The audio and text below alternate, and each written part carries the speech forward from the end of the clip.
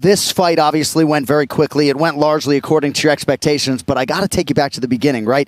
I'm seeing them cutting tape off your foot. You absorb a groin strike 7 seconds in, so start a little bit hairy there, champ. Yeah. So I broke my toe when I fought Chael Sonnen years ago, and ever since then, every day at practice, I tape my toe just to ensure that it doesn't pop out again.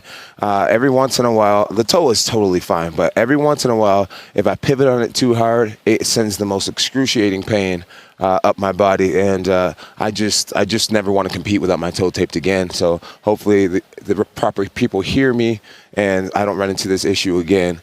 But you know what? I knew being a world champion, being in my position, nothing is supposed to be easy. Right. And so, Baltimore Ravens, my brother Arthur taught me that you got to have skin like an armadillo.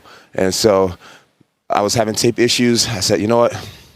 Screw it. Who cares? Nothing's going to stop me. I want to be in there. It's time for me to eat. So they cut the rest of the tape off my foot. They left my toe taped, and it was awesome. We get into the fight. I get kicked in the balls.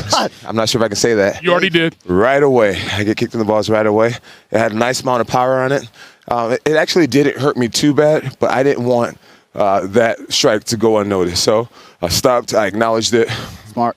And, and fight continued, and got an early finished. You know, Jon, one of the most interesting things I saw from Fight Week was at the press conference, and you systematically broke down every weakness that you saw in Ciryl Gane's game, and he was sitting right next to you. Did all of those weaknesses that you saw play out here tonight that you could get that submission in the first round? Third fastest submission. Let me get this right because I just got this information. Third fastest submission in UFC heavyweight title history. Wow, that feels really good. That feels really good. We were really well rehearsed. I believe that I'm a product of my team, and one thing we do is we take studying very seriously. I'm not sure if Ciryl Gane landed a clean strike on me or not, but we were ready defensively for every one of his strikes, and it just felt so amazing. I'm so happy. I got a little distracted because now I'm seeing some highlights. Yeah, you want to watch it? Yeah, we all want to see it again. I can't wait. I can't wait to see it. You know, when you're in there, you're obviously thinking incredibly clear, but you're in this flow state. So it's hard for me to recall everything that actually happened in the fight. Right. I can't wait to go home and watch it tonight. You are a consummate student of the game. I don't know how much of the noise that's out there pre-fight you actually hear, right? But there were a lot of people who suggested that Ciryl Gane was the toughest matchup for you, making your heavyweight debut tougher than Ngannou or Stipe. You didn't necessarily see it that way. No, I didn't see it that way. I knew that Ciryl was the most incomplete fighter out of all the fighters. I believe that he is the fastest, when it comes to his striking, his footwork. But surprisingly, he didn't use his footwork. He stayed right in the pocket with me.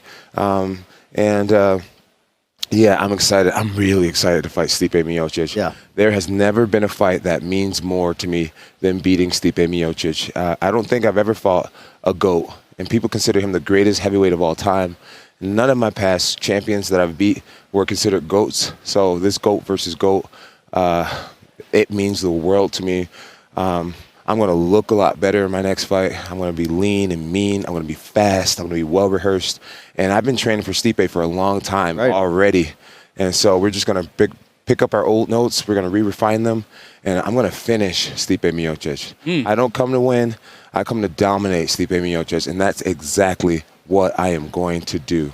Well, breaking news, your finish here tonight against Ciryl Gane, performance of the night. So extra $50K for you. Congratulations on that. No way. Yep. You know what? This is what I'm going to do with that $50K. Okay. I have a care project organization. Yeah. It gives directly back to people, men and women and children in Albuquerque, New Mexico. Every ounce of that money is going to go right back into the city of Albuquerque, New Mexico. That's awesome. So thank you guys. That's awesome. This may not have been a comeback in the words of LL Cool J, but it had been 3 years since you had been here. Yeah. And some things did happen during those 3 years off. You were training to move up to heavyweight, which you said was your plan. You gave up the title at 205. You had run-ins with the police, including here in Las Vegas. And there were some fans, Bones, that were starting to doubt not when you would come back, but if you would come back at all. Now that you are here, you can quiet those critics. You now have made history as the eighth fighter ever to win titles in 2 different divisions. How much appreciation do you have for this, considering what's happened since the last time you fought? Yeah, we all have our past, and thank God that he's making me the man that I am today. Me and my family are better than we ever have been.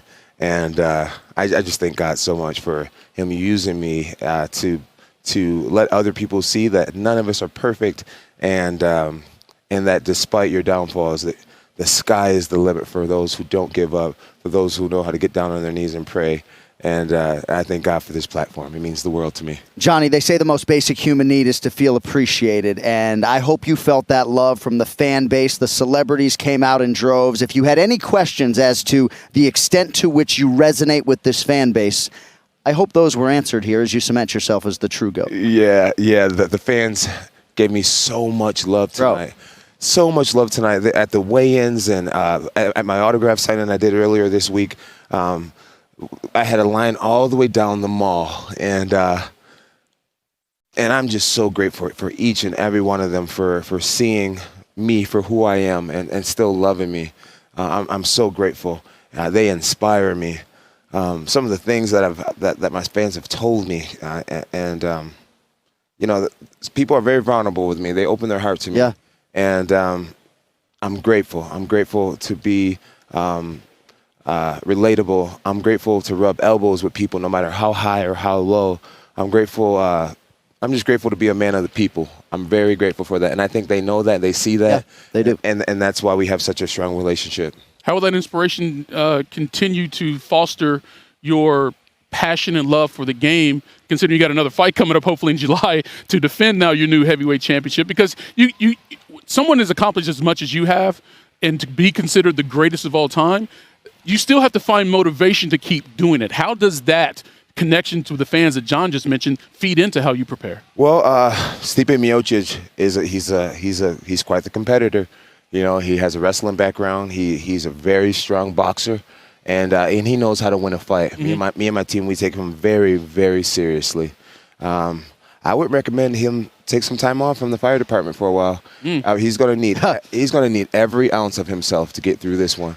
And he's not going to get through it, but I'm telling you, he has my undivided attention. I have no side jobs, but to be the greatest champion that's ever lived. And I mean that with all due respect. I respect him. I love the fact that he serves his community. I consider him a great American.